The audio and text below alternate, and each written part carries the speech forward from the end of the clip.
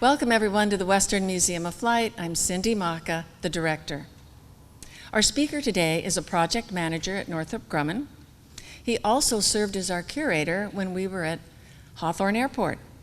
He is not only an aerospace industry professional, but he is also a historian, a technologist, and a very accomplished writer.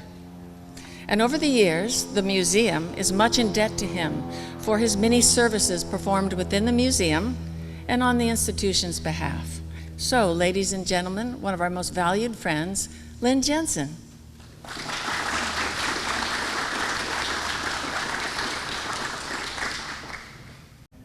All right, thanks for the nice introduction, and I appreciate that. I've personally worked with Cindy for many years, and she's without a doubt the best museum director that I've ever worked with. I'm really happy to be able to talk about these two supersonic women. I didn't really know about them in the early days of my life, growing up in the mid to late 1950s. I was more involved with memorizing the top speed of the P-51 and the characteristics of the Supermarine Spitfire than more of the history. But so when I did discover them a few years ago, of course everybody knew about Jackie Cochran, but not so many, especially me. I didn't know about Cochran and Auriol until I discovered a book in French and read that and found out about this marvelous interaction between these two truly great ladies of aviation. Speaking of great ladies of aviation, I've been working at Northrop Grumman for 43 years now, and it's been a dream job the whole time, but it wouldn't have been possible without the support of my wife, Mary Ann, and I just wanted to thank her and let you know that actually we just celebrated our 51st wedding anniversary, and I still have the same crush on her now as I did in high school. So I tell people at Northrop Grumman that I've got the perfect work-life balance. I can't wait to get to work in the morning. I can't wait to go home at night. So with that basic introduction, that note, we'll talk about the two Jackies. Like I say, as the title chart says, Jacqueline Cochran, quite well known, and worldwide, Jacqueline Auriol, equally well known, I would say, the world's first supersonic women. Anyone who has attended a secret briefing in the aerospace industry knows that you always get one of these warning charts at the beginning of the presentation. In the industry, it's like if you don't have this certain classification, this briefing is going to be top secret. If you do not have the top secret classification, please leave the room now. But I added this because this warning is when you associate with women of courage and vision, some of it is liable to rub off, usually beginning with mom. So then it's up to you.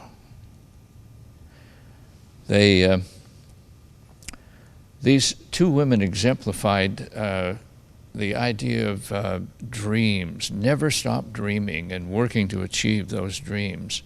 They were fantastic individuals in so many ways, but they had dreams and they had aspirations, and they pursued those to the greatest extent that they could. They never gave up.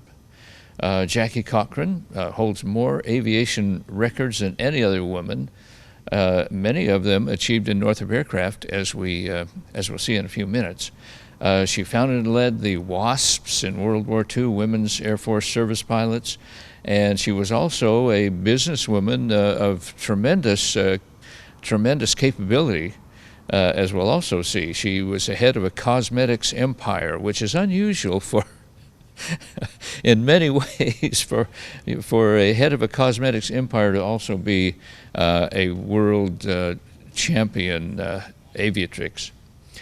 Cochran and Auriol came from a totally different part of society, whereas Jackie Cochran started near the bottom of the social structure.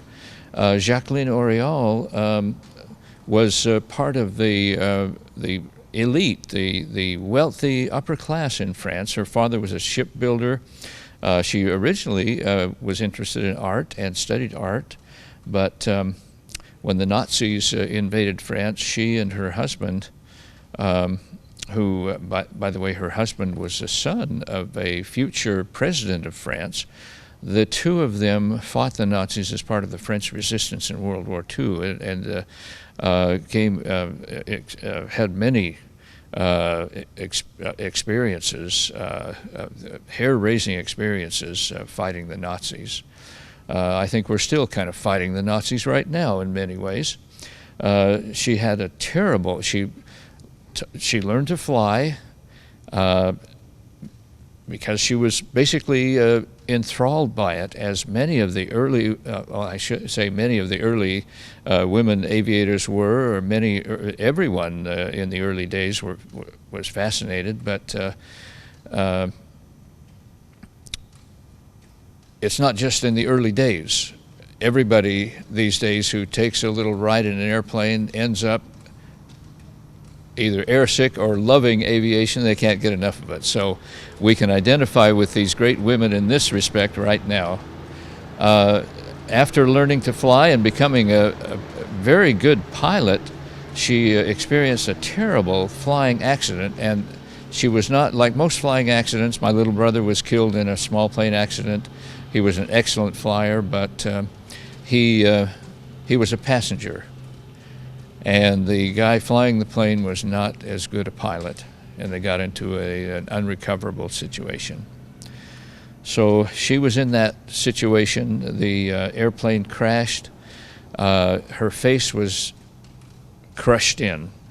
She had to have 33 surgeries over the next few years to restore her look. And as while she was in the hospital, she didn't really, for the first year or so, she didn't want her children to see her in that condition.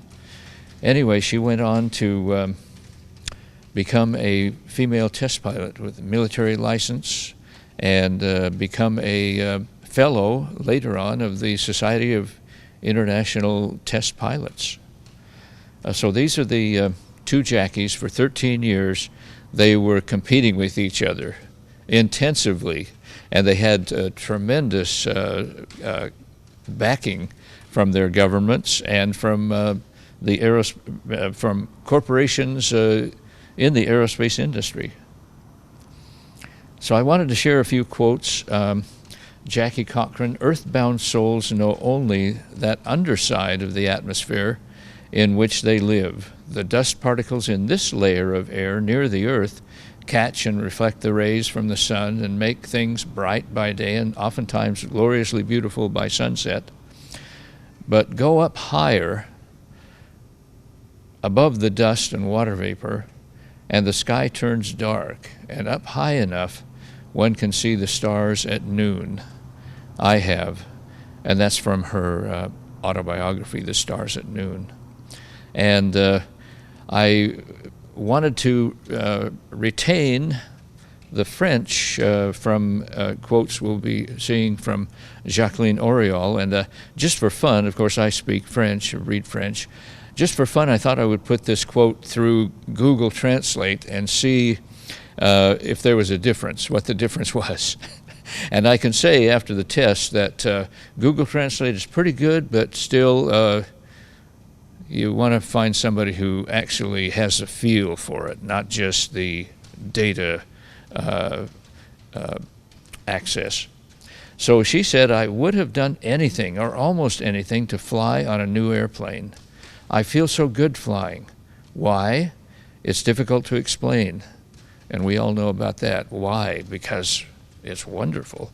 "Perhaps it is the impression of power, the pleasure of dominating a beautiful and sensitive machine, as I would a thoroughbred racehorse." And this quote was after she was a test pilot flying the most advanced fighter aircraft in the world. Today I fly jets that are much faster, much more powerful. The elemental joys I experience are mixed with a less primitive feeling, that of a mission accomplished, because she was one of the small group of French military test pilots. So she was a part of a true elite. And you don't, as a test pilot, you don't ever fly for fun. If you're testing, everything is always mission oriented. You always have a mission to perform, something to accomplish, something to test.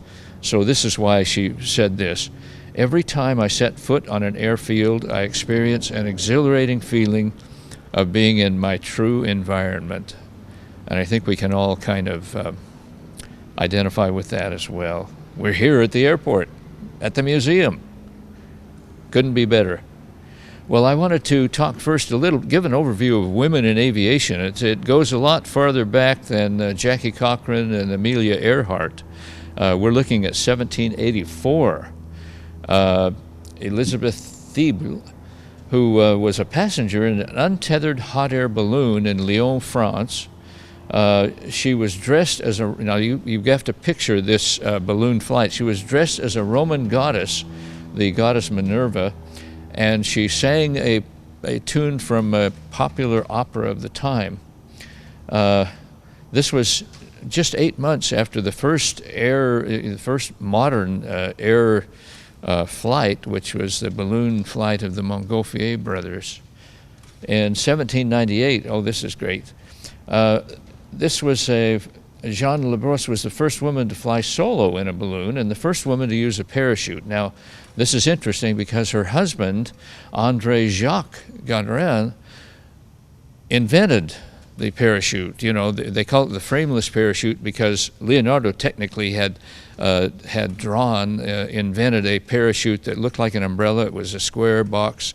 The frame was a main part of the parachute. So he invented the frameless parachute, but guess who he had test it? His wife. That says something right there about early aviation.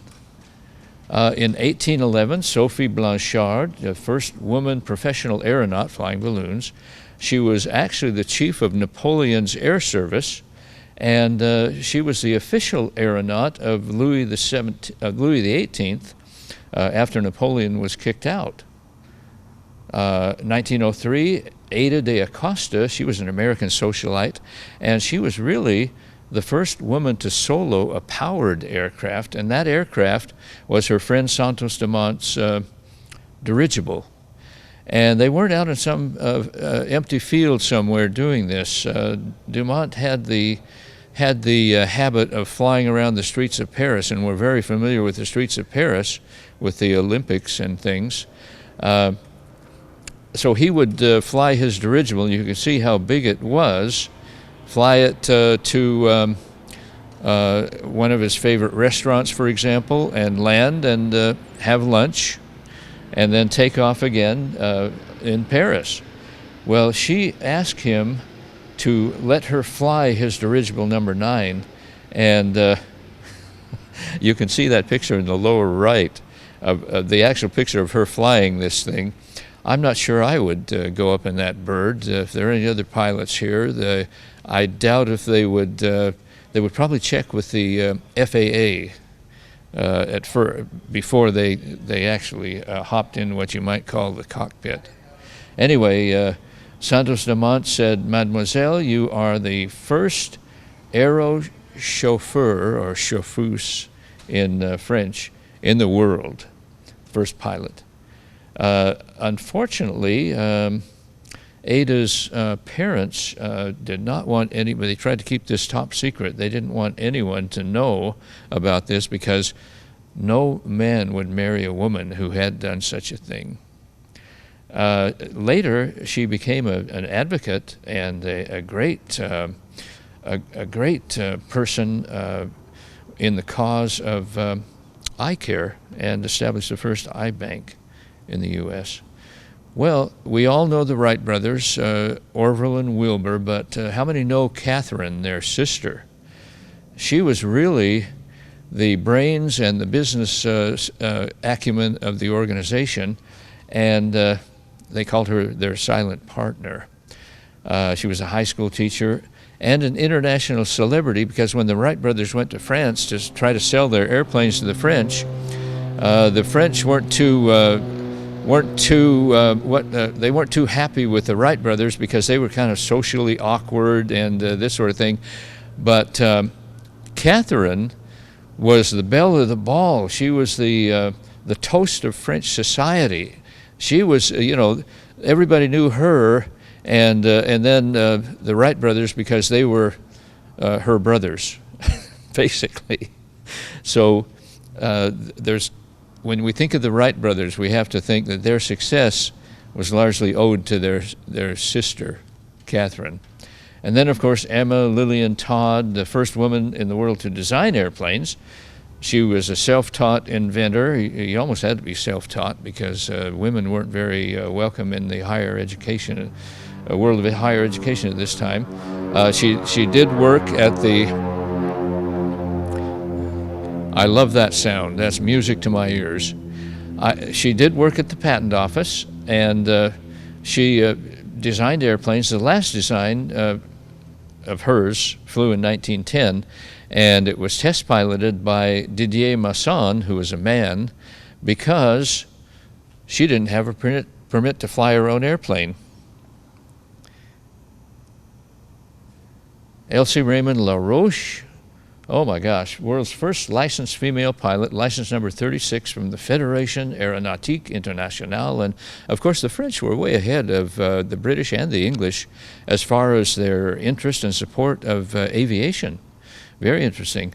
She soloed after only one flight, which the only guy I know to do that was a personal friend of mine. He's since passed on, but he was a farmer in Idaho, and one of his neighbors bought a Stearman PT-17 to fly observation on his farm, and he landed and took my friend for a flight, and then landed, got out, and said, "Hey, do you want to take a turn around the farm?" And my friend said, "Sure."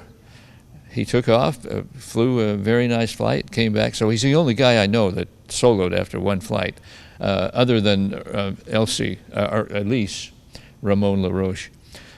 She served as a military driver in World War II, and because flying was considered too dangerous for women, it was actually in World War I.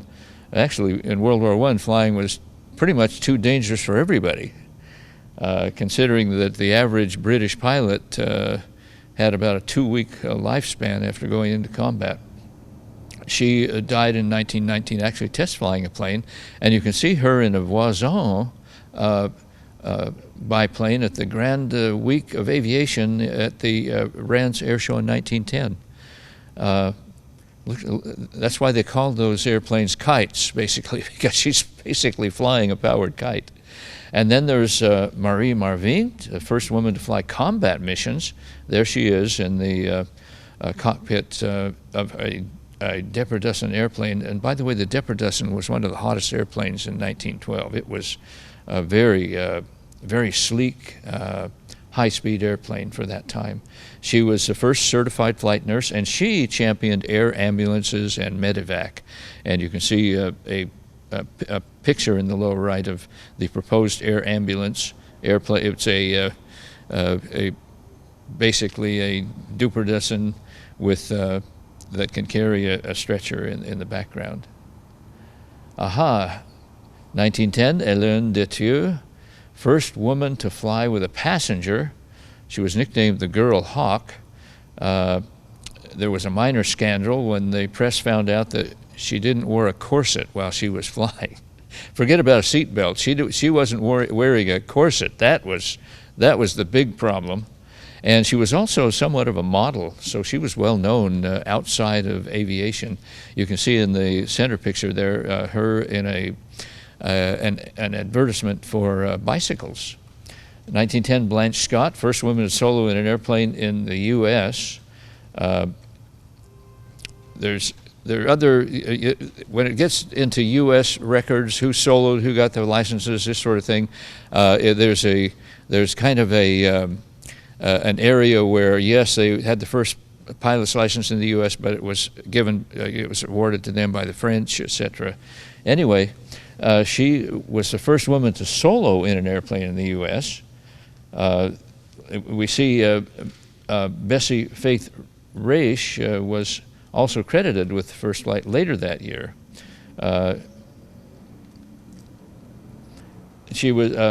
Blanche was the first woman to fly at a public event in America, and the first female test pilot, and she was testing Glenn Martin's. You know, we know Lockheed Martin. She was one of the first Lockheed Martin test pilots, long before the SR-71. And she was flying. You can see that picture of her in a Glenn Martin airplane in that era. Also, a lot of things happening in 1910. Lillian Bland, first woman to fly in Ireland. She designed and flew a glider she called the Mayfly before earning a pilot's license. She added an engine to the glider after engineering a stronger structure. She, like the Wright brothers, she had a good engineering sense. There you can see her in the upper right at the controls of her Mayfly. She didn't have a lot of support financially, so she had to use what she could. A whiskey bottle worked great for a fuel tank. Her aunt's ear trumpet was a great fuel line. I just have to laugh because, you know, I work on the Super Hornet program, F-18, and my gosh, there's quite a difference between an ear trumpet and a F-18 Super Hornet fuel system. Her father saw her flying as unsafe as well as unseemly for a young woman. Well, then we have the famous 1911 Harriet Quimby, first licensed female pilot in the U.S., first woman to fly across the English Channel, 1912. This was just 3 years after the first flight, and she's famous for the Knickerbocker outfit. You know, these are aviation. She set the style for women to dress in those days. So if a woman wants to fly, first of all, she must, of course, abandon skirts and don a Knickerbocker uniform. So you can see the Knickerbocker uniform as she's modeling it in the lower right. Mathilde Moisson, again, learned to fly at her brother Alfred's Air School on Long Island. She got a pilot's license a few weeks after her friend Harriet Quimby, and she set the world altitude record for women, which wasn't 120,000 feet, it was 1,200 feet, but it was the record. Then we get into, go over to Russia.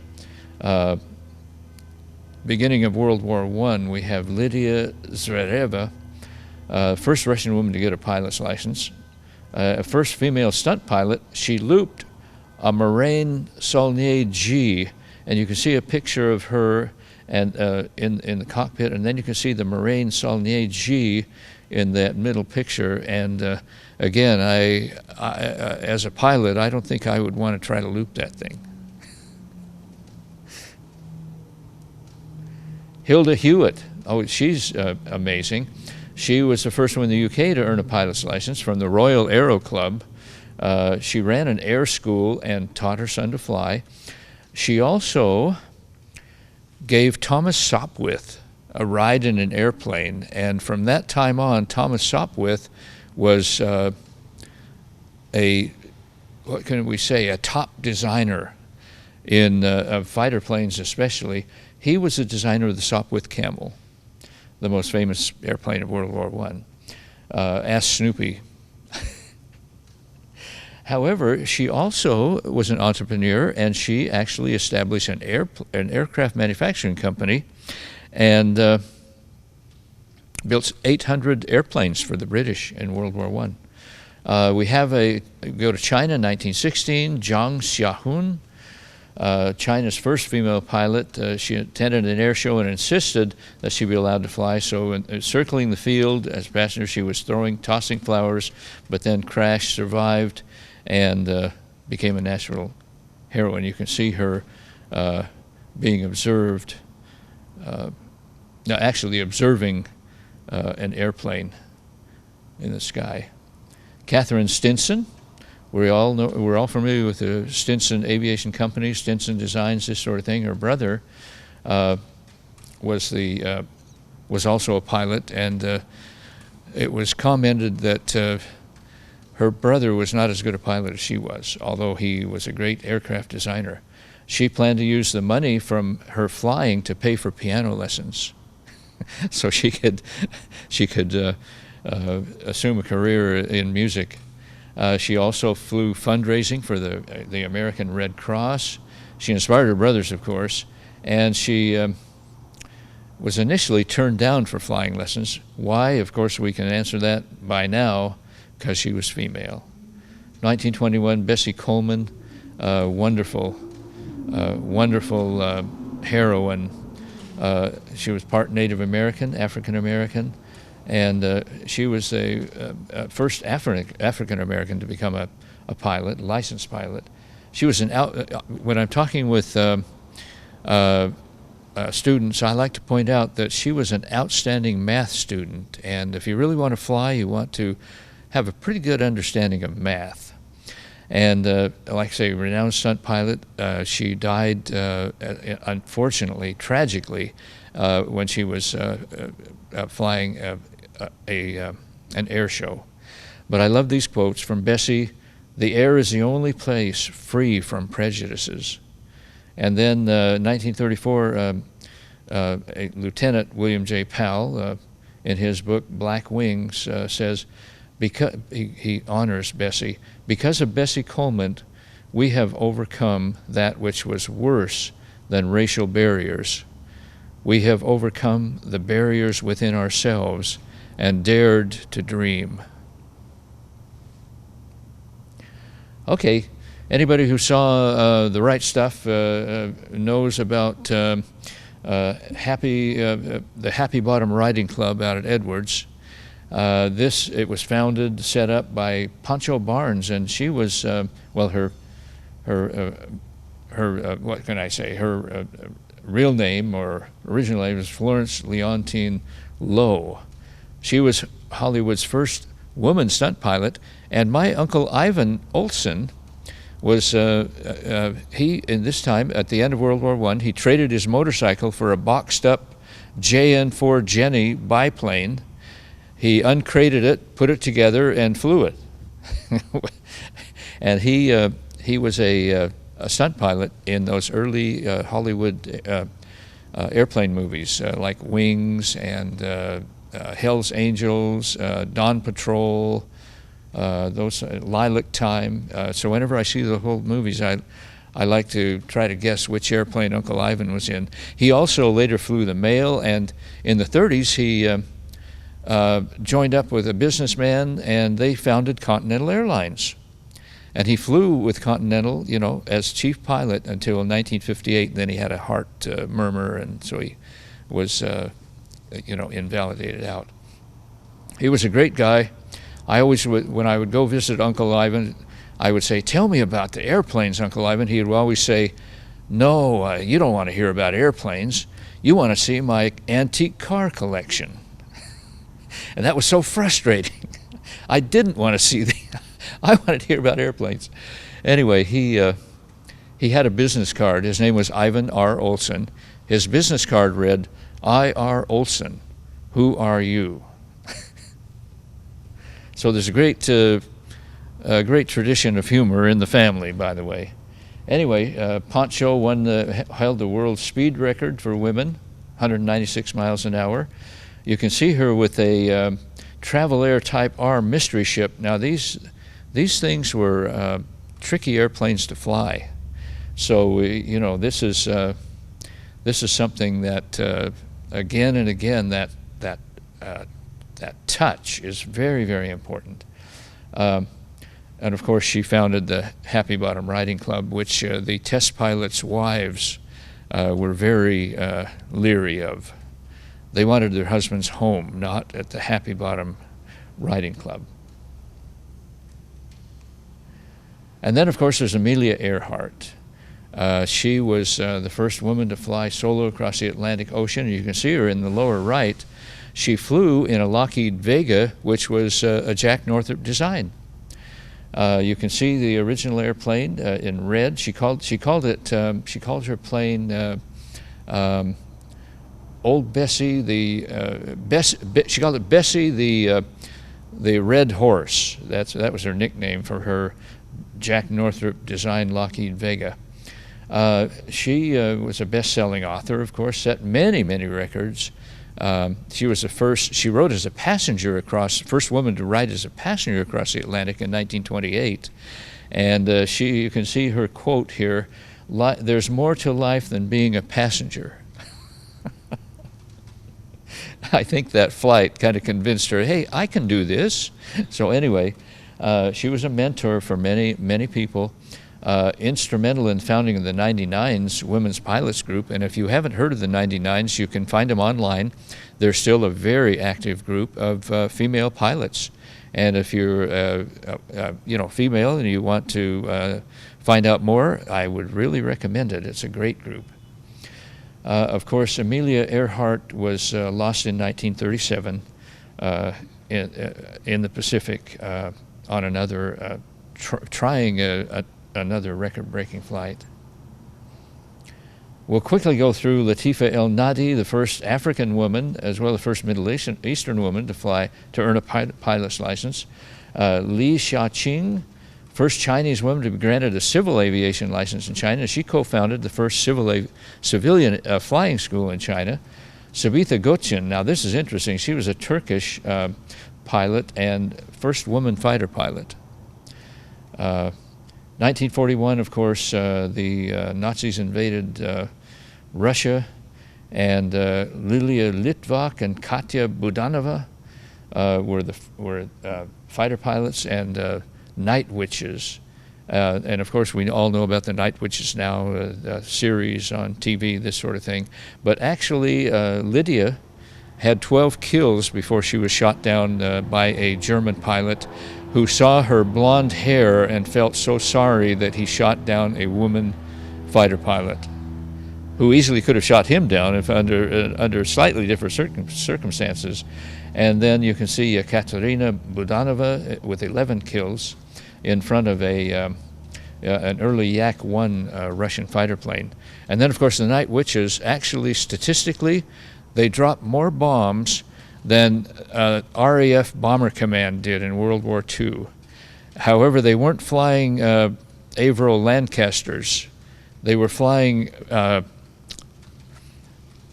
PO-2 biplane trainers, about as flimsy airplane as you could fly into combat.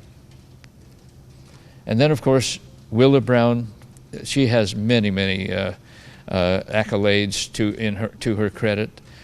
She was there's a first African American woman to earn her pilot's license because Bessie Coleman got her pilot's license in France. She was a Civil Air Patrol officer, and you can see in that photo with her enjoying a Coke. She also could easily do bottling, and bottling. The Coca-Cola company didn't mind her posing with enjoying a Coke in her Civil Air Patrol uniform. Oh boy, she ran for Congress. She started a private academy for African Americans to train pilots. She was a key person. Her flight school was a key element in the early training of the pilots who later became Tuskegee Airmen. She lobbied the government for a training program to get pilots into what was then the United States Army Air Corps, and finally, her lobbying resulted, along with others, in the civilian pilot training program. This is where the first pilots to defend America in World War II got their training. And of course, she was a lifelong advocate of gender and racial equality in flight and in the military. You can see her at her flight school. Between two of the airplanes in her flight school, I think they're Taylor crafts, but they might also be Piper Cubs. Anyway, quite an individual. And of course, women in aviation, my mom. This is a picture of Mom. You can see her circled at Hill Air Force Base. Then it was called Hill Field. And at age 16, 1941, she was a typist at Hill Field, and pretty popular with the pilots, I hear. As you can see from a glamour photo in the lower left there, that's Mom, kind of as I remember her. And so we get to Bessie Lee Pittman, later known as Jackie Cochran. She was born in the Florida Panhandle, and like I say, she was the youngest in the family. Her father was a millwright, and so he would follow housing developments and set up wood mills, sawmills for those housing developments. They weren't exactly in poverty, but they were really right on the edge. Bessie worked in her dad's sawmills from the age of about 5. And as she got a little older, there were times when she was approached and almost abused by men in the factory. So she, from the early age, she knew how to take care of herself, how to defend herself. And 2 years of elementary education, which is fantastic because you look at the things she did later, is absolutely amazing. She, of course, wanted to succeed, and she thought, well, you know, later in her teens, actually at age 13 or 14, she married Robert Cochran, and that's where she got that last name. She kept the last name Cochran, but she adopted the name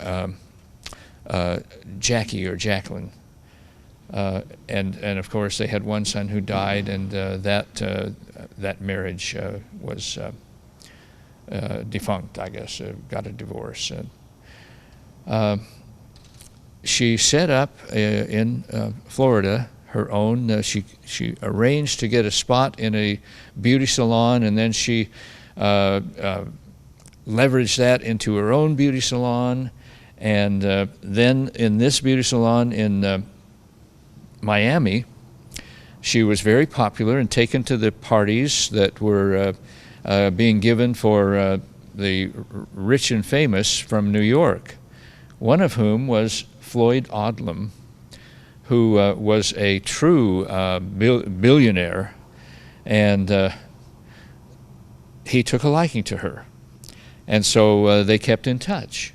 And because of his connections, he was able to get her a salon spot at Saks Fifth Avenue, where everybody came, so she had more and more of a network of, the wealthy, the rich, famous, more and more connections. But here she is, strong-willed. You can see it almost in her face as a girl, as a young girl, strong-willed, defiant, forced to grow up before her years. This played a big part in her attitude and personality. So in her autobiography, Floyd Odlum wrote this. And you can see the in the center of the chart, you can see the cover of that autobiography, Stars at Noon. So he wrote, "The little girl you see in the center of the frontispiece is surrounded by some of the women she made herself into during the succeeding years. Reality was the result of ceaseless energy sparked by imagination and determination. That is how dreams come true." That little girl, now grown up in some ways, but not in all. By the way, he was 16 years older than she was when they were married. They were married in 1936, but they, had a relationship long before that. They got married after Floyd divorced his first wife. You can see, anyway, now grown up in some ways, but not in all, is the author of this book. She is also my wife and the most interesting person I have ever met. By the way, Floyd was one of the 10 wealthiest men in the U.S. He's reputed to be the only man who actually made millions out of the Great Depression. He had the foresight to sell a lot of stock and this sort of thing before the Depression happened, so he had the money that he didn't have to lose on the stock exchange and then jump out of a window. By the way, in that center picture, on the lower center picture, you can kind of get an idea of their relationship. I'm sure that Jackie knew exactly how to, what can I say, to relate to her husband, let's say. She was charming. Now, after the salon at Saks Fifth Avenue, she started her own company of cosmetics, and Floyd said, yes, why don't you start your own company? I'll support you financially, and go ahead and do it. So you can see a picture here of her with some chemists in her cosmetics lab, Jackie Cochran Cosmetics. They went way into the 50s, I think even the 60s. Now the picture on the right is very funny to me, because here she is in one of the hottest airplanes of the time, a fighter plane actually, in the Bendix race, and she's freshening up before getting out of the cockpit. The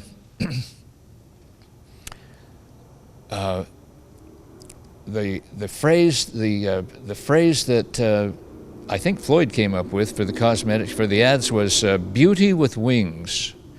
And you can see the perk up kit. Every woman should have one of those in her purse. You can see an ad, flowing velvet. Your skin is showing your age, so you definitely need a perk up kit. You can see the various ads, the cosmetic jars with wings on them, and there is, and you can see the whole kit. I mean, perfume and everything. This is a fantastic line. And by the way, Amelia Earhart's husband, George Putnam, also encouraged her to go into business.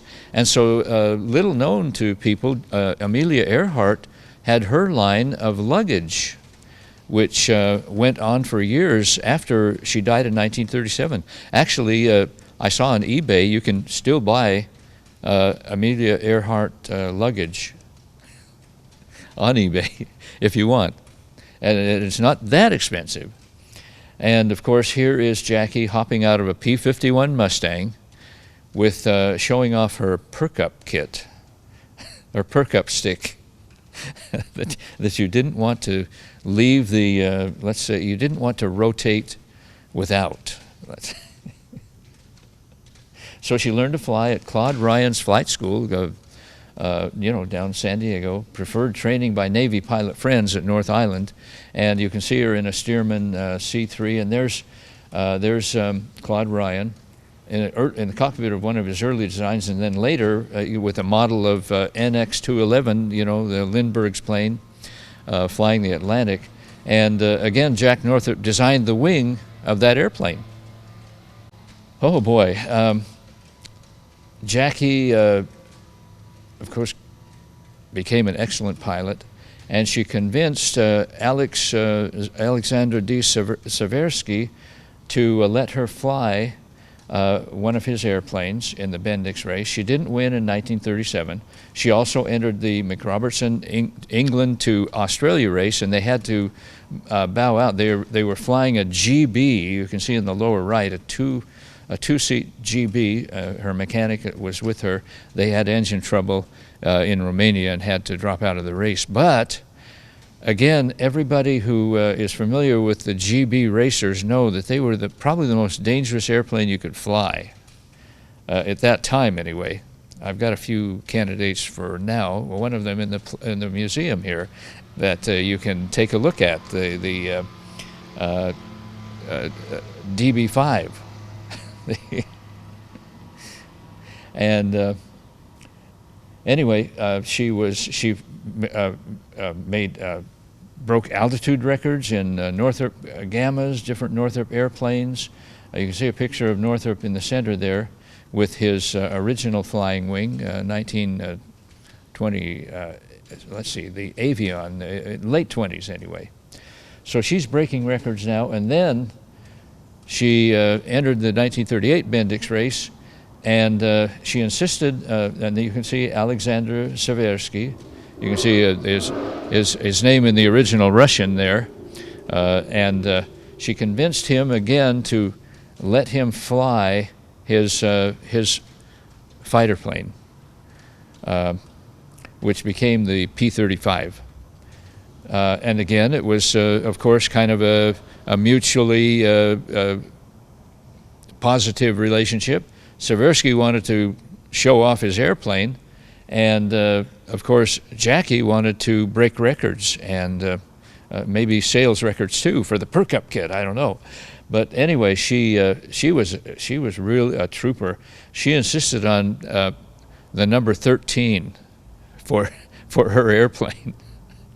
That takes a lot of guts, you know what I mean? I don't know a lot of pilots who would do that today, actually. But anyway, it was her. She called it the Lucky 13. Look at that thing. That was a. You can see the lines of the P-47 Thunderbolt in this, which was two design iterations away from this P-35. And there she is, leaving the cockpit, about as glamorous as you could be after winning the Bendix trophy for 1938. That was Bendix race was from Burbank to Cincinnati, Ohio, cross country. Well, there were other women in English, British, UK aviation. Phyllis Dunning, she was the first South African pilot to enter full-time military service. You can see her picture there with the wings, RAF wings. She was commander of the South African Women's Auxiliary Air Force. Pauline Gower was an engineering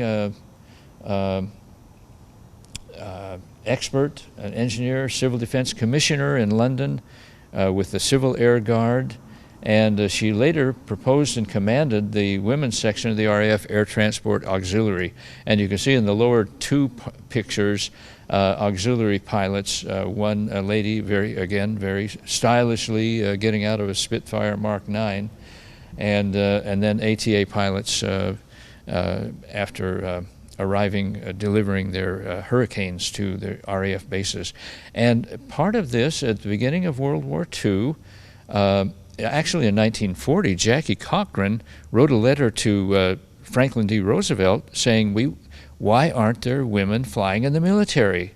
And so she was already, championing that. She went to England in 1941,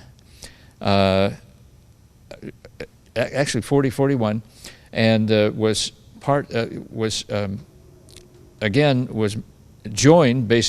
allowed to join the British ATA. And so you can see her in her ATA uniform, and she came back very, very well qualified to start working definitely with the military and getting women into military flight. She had one major competitor in starting the WASPs, and that was Nancy Harkness Love. She was also an early pilot, got a commercial pilot license in 1933. She married an Air Force officer, Robert Love, in, I believe, 1933. And she, in 1940, sent a letter to one of her husband's friends, Robin Olds. Now, we're more familiar with, Robert Olds. We're familiar with his son, Robin Olds, a great fighter pilot. Robin Olds was head of the Air Transport Command, and he forwarded the letter to Hap Arnold. So Hap Arnold said, yeah, go ahead, we want to do that. And so Nancy Love started the Women's Auxiliary Ferry Squadron, the WAFs. And they, like I say, they had a tremendous record flying, 9.2 million miles, 12,000 ferry flights, better safety record than the male pilots at that time. While Jackie Cochran was in England, that's when she heard that the Army Air Corps had started to implement Nancy Love's suggestion, their proposal, and she was very upset. She wanted to get back to the U.S. immediately and talk to her friend, which she did, talk to her friend Hap Arnold, who happened to be, Henry H. Arnold, happened to be the head of the entire U.S. Army Air Corps, her good friend. So he said, okay, you can start with what we call the Women's Flying Training Detachment. And you can be the head of that, Jackie. And then in 1943, under Hap Arnold's direction, they combined the WAFs and the Women's Flying Training Detachment into the WASPs.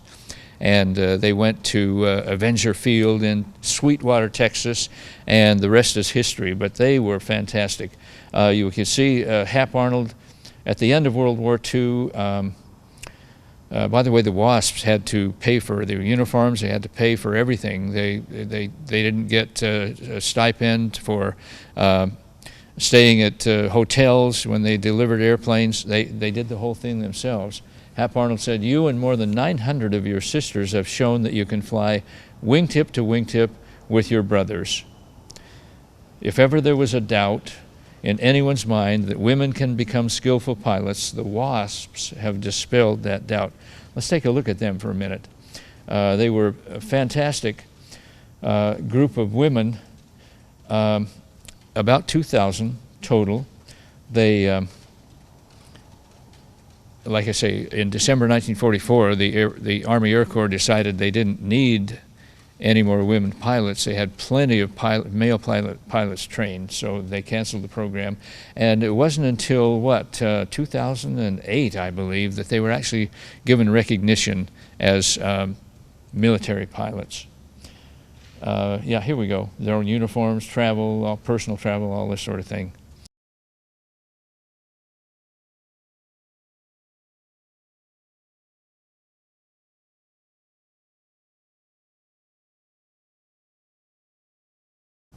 Basically, they ferried hot airplanes to U.S.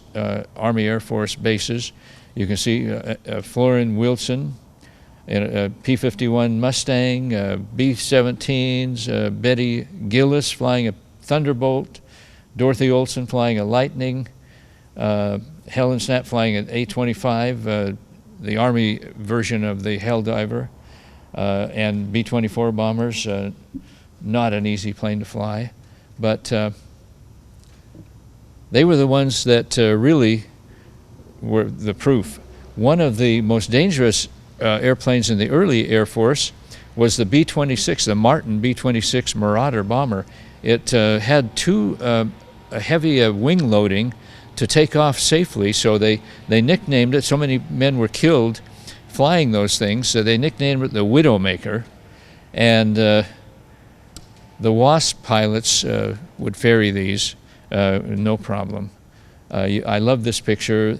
This is an iconic photo. There's a P-51 Mustang, and there are the female WASPs in a Jeep, and of course every airfield had a Jeep that, when the airplanes were taxiing in, the Jeep had "Follow Me" to the revetment where you parked.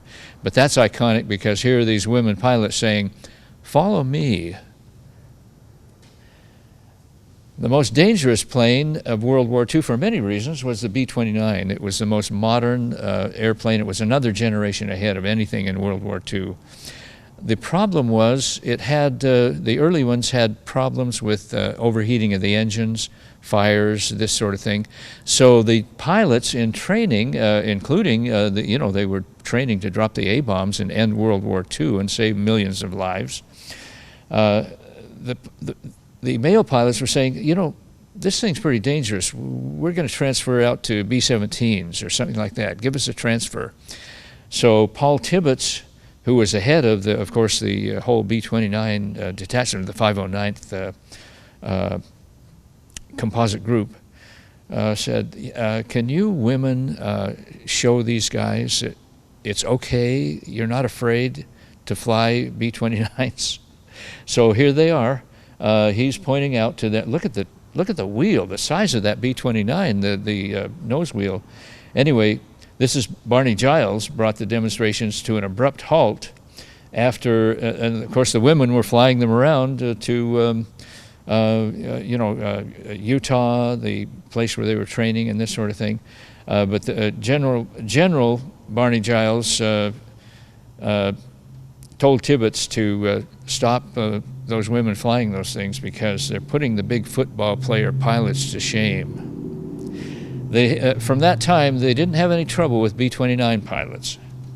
And these are all the different airplanes the WASP flew. In other words, every single one of them. 38 lost their lives, including Gertrude Tompkins, whose airplane and body are somewhere out in Santa Monica Bay.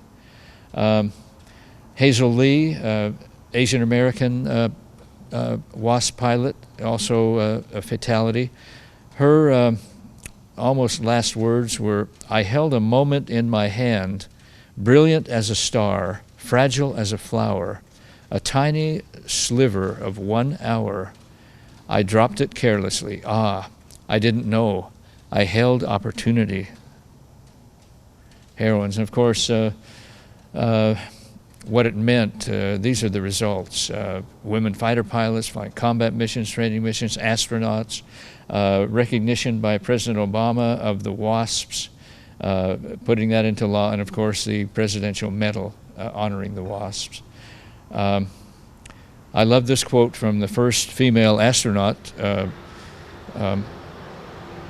Valentina Tereshkova. A bird cannot fly with one wing only. Human spaceflight cannot develop any further without the active participation of women. Well, we'll see this a little later, but Jackie Cochran was also a great champion of female astronauts, and in the early 1960s, late 50s, early 60s, she was promoting we had the male astronauts, the 7, Mercury 7. She was championing the Mercury 13. We'll hear about that in a little bit. But anyway, the beginning of the speed record competition. Jackie Cochran flew a P-51 Mustang to 447 miles per hour, which was, of course, a record, 22nd May 1948. And this is about the time that Jacqueline Auriol had that terrible accident. So she's in the hospital for the next 3 years or so. You can see Jackie with her P-51 Mustang. She had 2 Mustangs. One of them she bought from Jimmy Stewart, who was, besides being an Oscar-winning actor, was a highly decorated B-24 bomber captain and leader in Europe in World War II. Anyway, he had an extra P-51, and she bought it, and they love to just fly around in these things, just like people in this room do.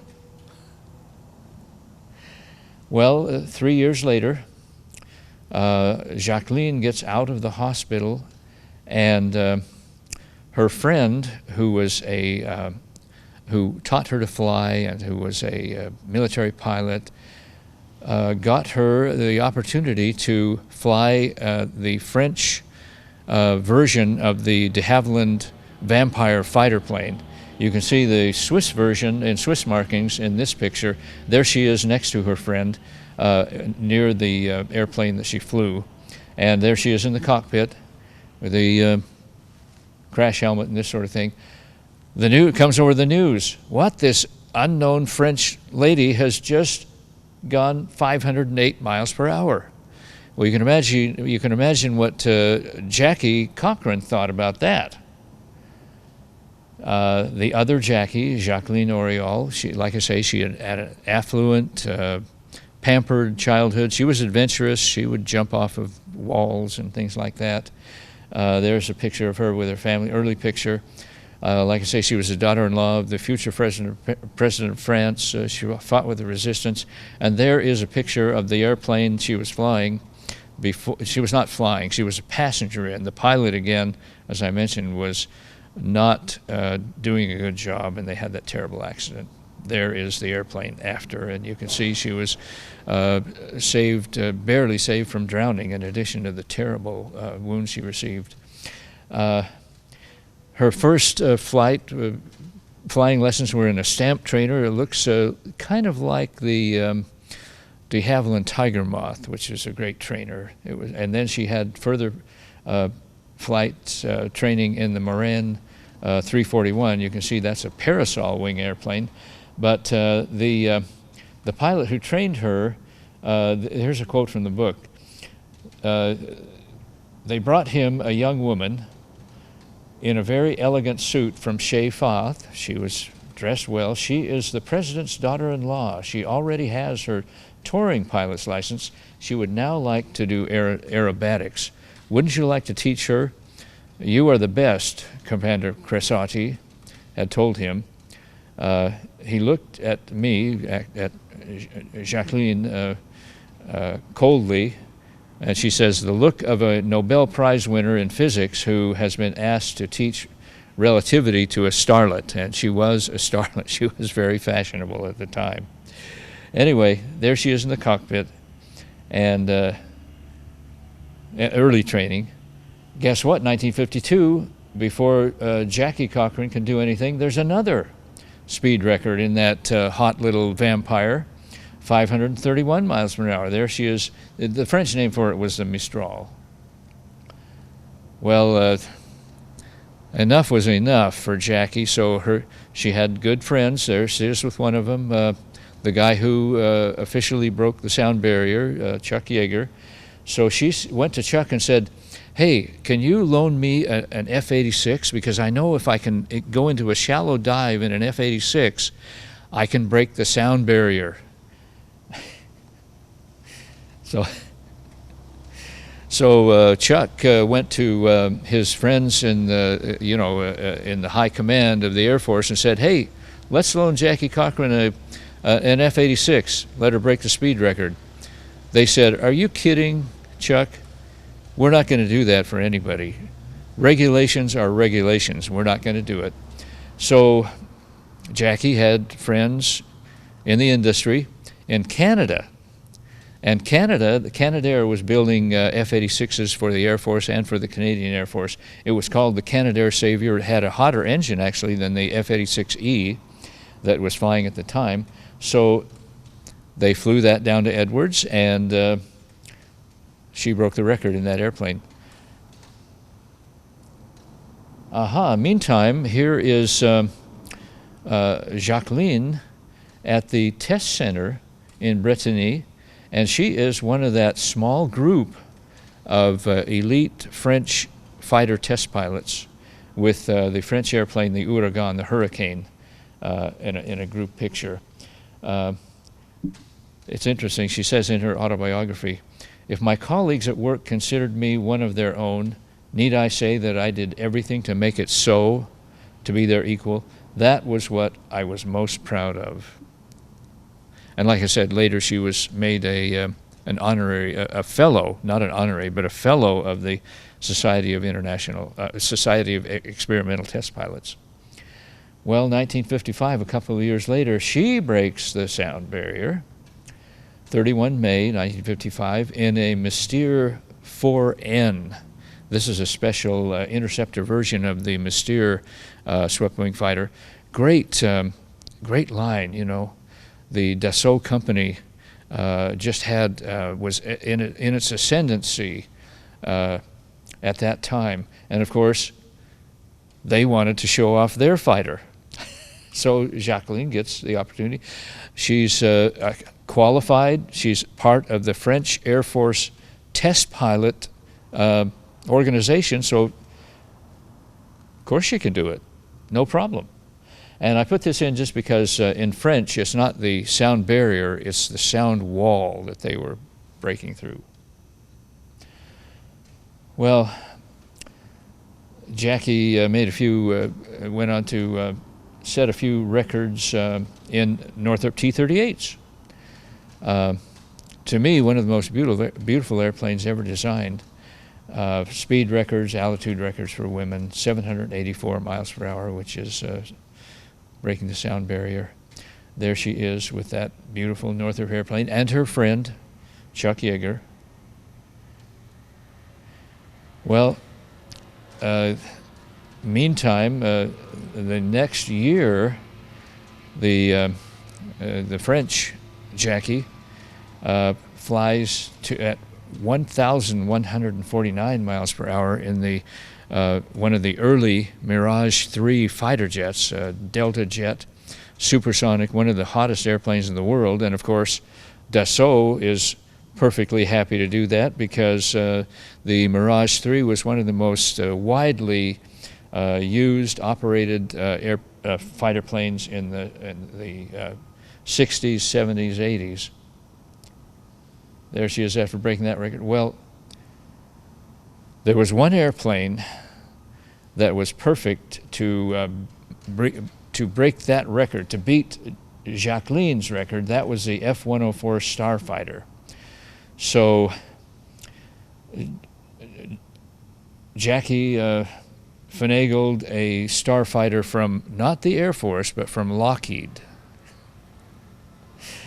Because Lockheed at that time was trying to sell the F-104G around the world, and they were very successful because the Air Force, even though it was the Air Force called the nickname of the F-104 was a missile with a man in it. It was a hot airplane, but the Air Force just really couldn't find a good use for it. So Lockheed said, hey, let us sell it around the world. So literally Air Forces in Europe, around the world, in Japan, they all bought F-104Gs. And Jackie, breaking Jacqueline's record in an F-104, sold airplanes as well. By the way, let me go back here. Jackie knew how to get what she wanted from men. Every morning, she would show up on the flight line before she got into the F-104 and checked with the mechanics and service people about how things were going, and she would bring in freshly cooked fried chicken for the ground crew every morning. She did it. She cooked it herself. She stayed up late, got up early to do that, and then hopped in the cockpit to fly that speed record on that F-104. Oh, nuts. Jacqueline breaks that record. So in a Mirage 3R, again, a very hot air. So finally, 1964, June 1st, Jackie flies that record. Again, you can see the Lockheed ad on the nose of that airplane. Lockheed F-104G Super Starfighter. We want you to buy this now, Germany, for example. There were so many accidents with that airplane in Germany that the joke was, why, if you want an F-104, you don't have to buy one. Just sit in your backyard, and one will eventually fall into your backyard. So it was a very dangerous airplane, but of course Lockheed was, great at selling these things around the world. It's interesting that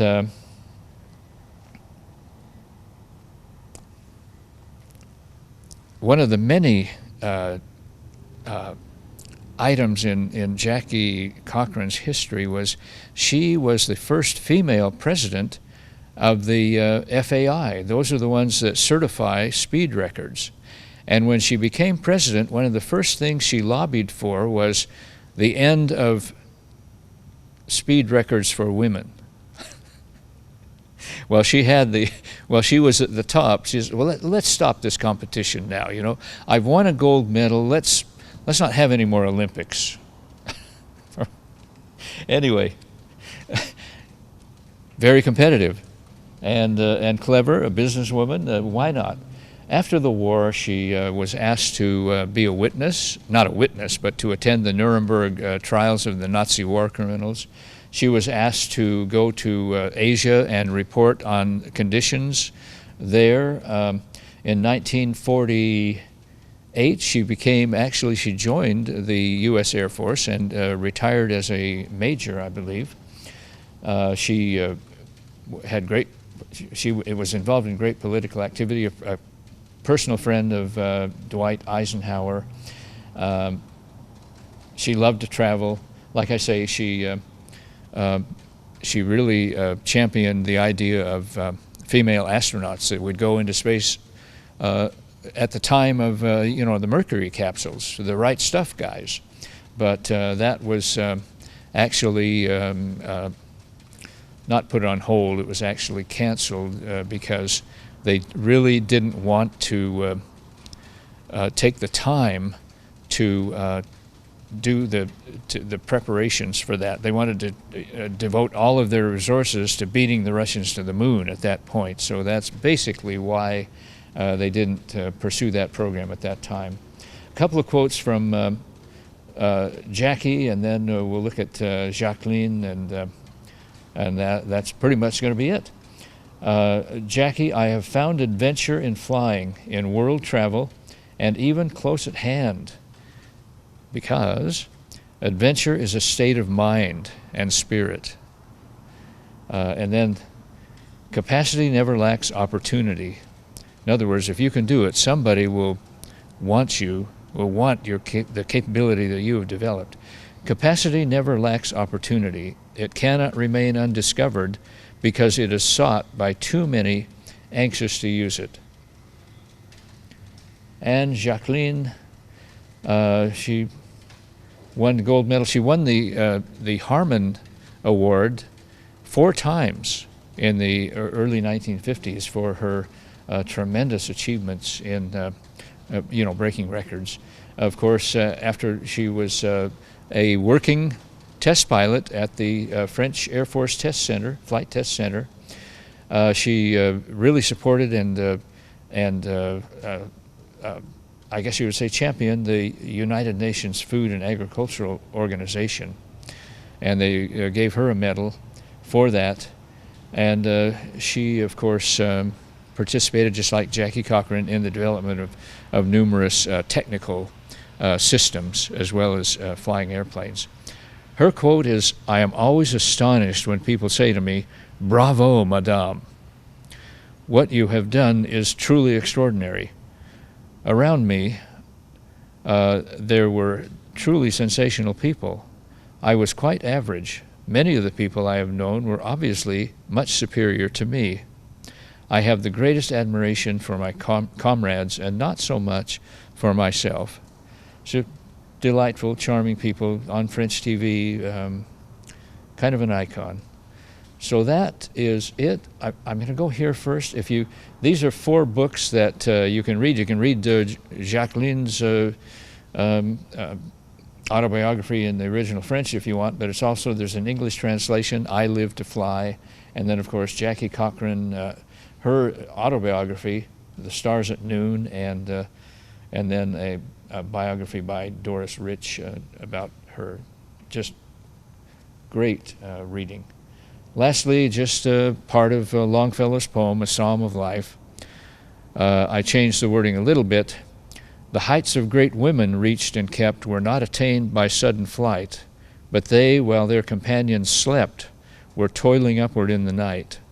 Lives of great women all remind us we can make our lives sublime, and departing leave behind us footprints on the sands of time. Footprints that perhaps another, sailing o'er life's solemn main, a forlorn and shipwrecked brother or sister, seeing, shall take heart again. Let us then be up and doing, with a heart for any fate, still achieving, still pursuing, learn to labor and to wait. Thank you very much.